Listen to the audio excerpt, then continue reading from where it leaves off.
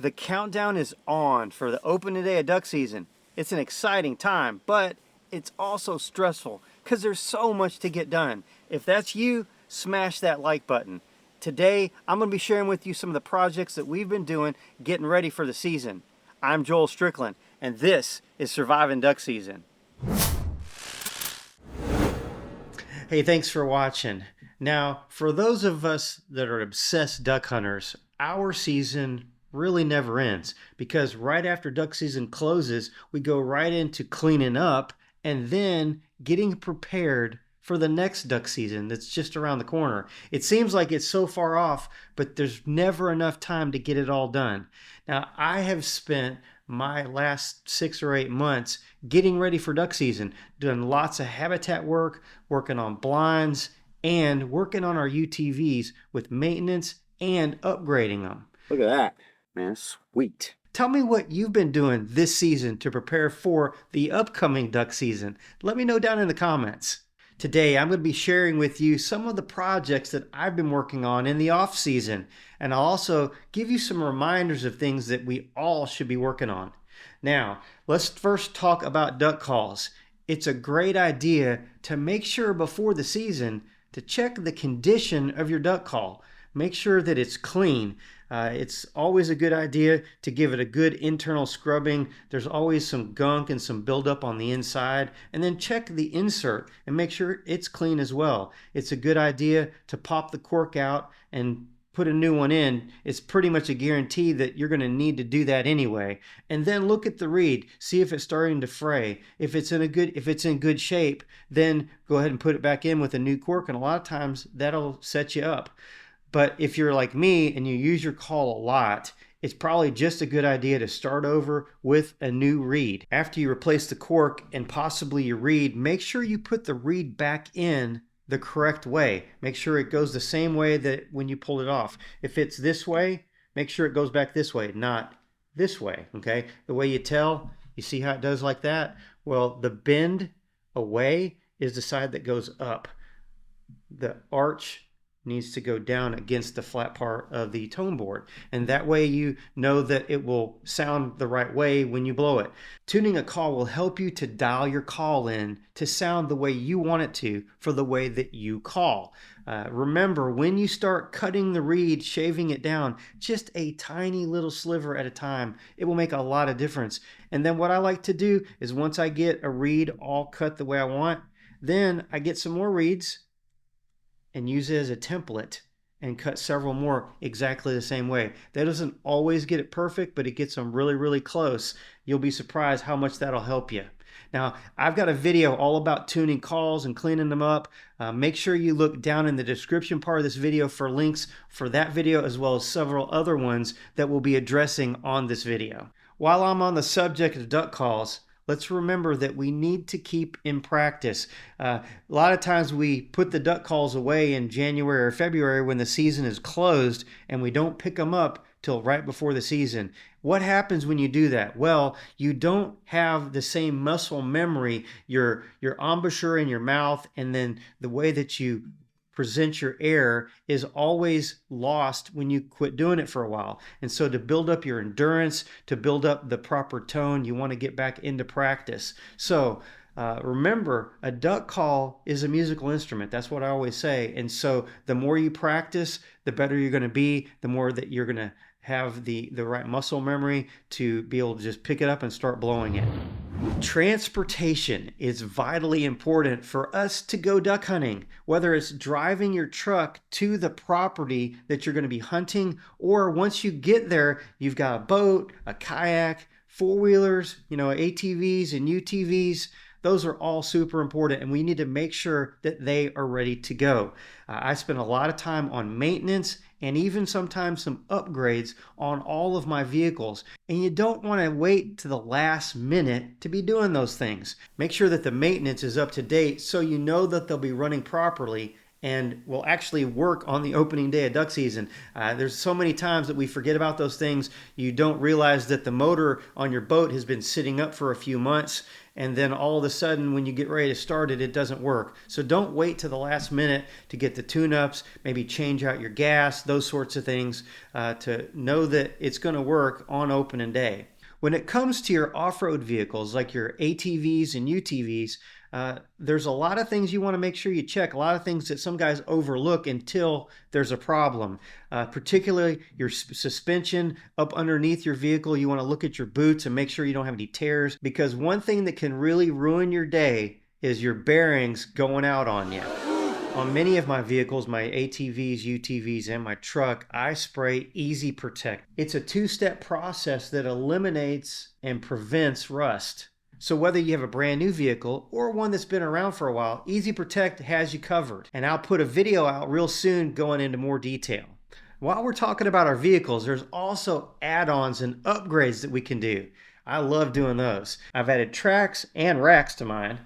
And this year I added Ruff Tuff Seat covers to my Rangers and my truck. They are amazing. Today, I'm going to be installing my new Ruff Tuff Seat covers on my 2023 Polaris Ranger. They not only protect your original seats, but they are a significant upgrade to the look of the vehicle. Okay, so here's the before picture, and here's the after. Now, if you're not familiar with Ruff Tuff, they are the top of the line seat covers in the business. And they offer a look and fit of OEM with tons of fabric and color options. On this Ranger, I chose carbon fiber seat covers. They're super tough and look great.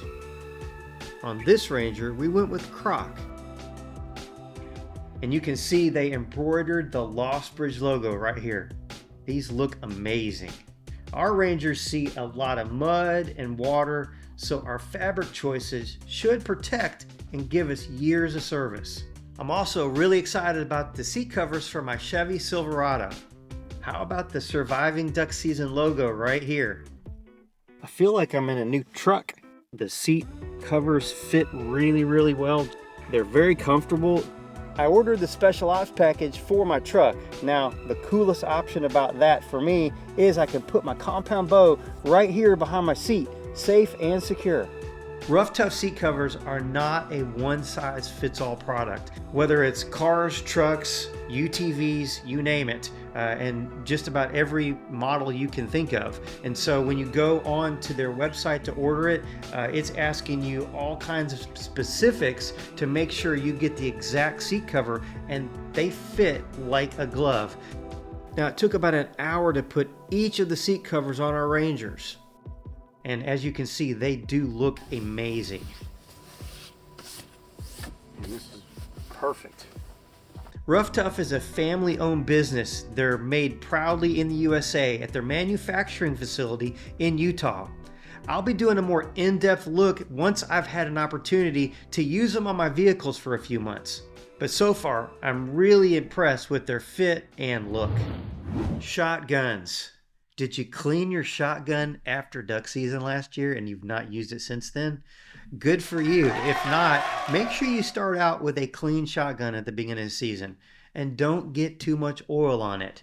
Now, one thing that I've done with nearly all of my shotguns is I've replaced the different springs in the guns. I'm talking about the hammer spring and the recoil springs in my auto loader shotguns. It makes a tremendous difference in the performance of the gun. I've bought my springs from Wolf Gun Springs. I feel like they're the best in the business. So if you have a problem with your gun cycling and your gun is not dirty, then the springs may be the problem. While we're talking about shotgunning, I'm going to bring up a subject that I have talked about a lot in the last 3 or 4 years, and that is patterning your shotgun. I don't understand how a duck hunter does not pattern their gun. And I know I have asked just dozens and dozens of guys that have hunted with me, hey, did you pattern your shotgun? Most all of them say no. And I know that that's the way it is across the board in duck hunting. You ask a turkey hunter if they pattern their gun, they all say yes. They know exactly what their gun is doing.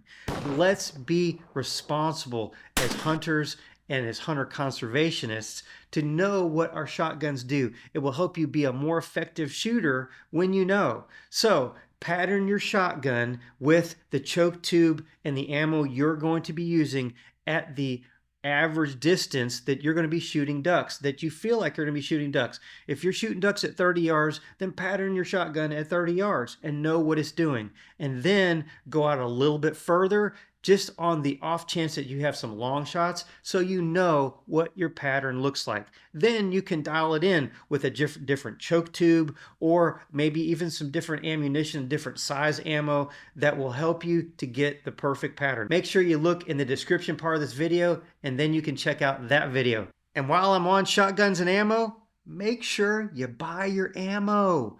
Don't wait till the last minute. How many times have I been in this situation? I know lots of other guys have. It's the day before duck season. I got to go to the sporting goods store and get some ammo, and they don't have my brand, my size.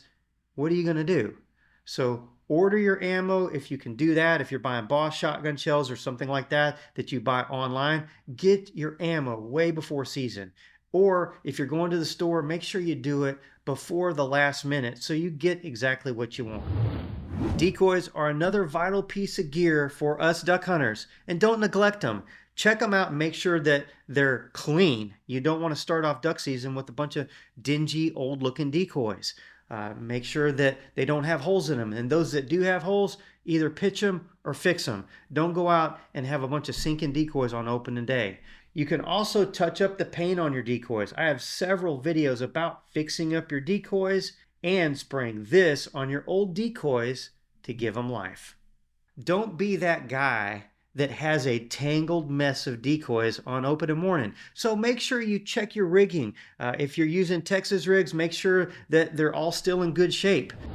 Waders. Some guys don't hunt in water, but most of us do. We call it waterfowl hunting, so we're wearing waders.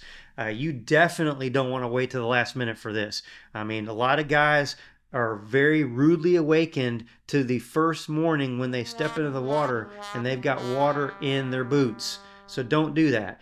Make sure you get your waders way in advance. Go walk in the water, get deep water. Make sure you don't have leaks in the seams. And if you do, get them patched. I've got a video about patching. So again, check out the description part of this video. Then patch your waders. Let those be your backup set of waders. And then go buy a pair of high and dry waders. And then you don't have to deal with leaky seams anymore. Now, here's the big one. Don't forget your hunting license. Go online and buy your hunting license right now so you got that out of the way. Don't be like rolling up to the duck hole in the first morning and go, oh no. Yeah, it's happened before. Thanks for watching. I'm Joel Strickland. God bless, and I'll see you on the next video.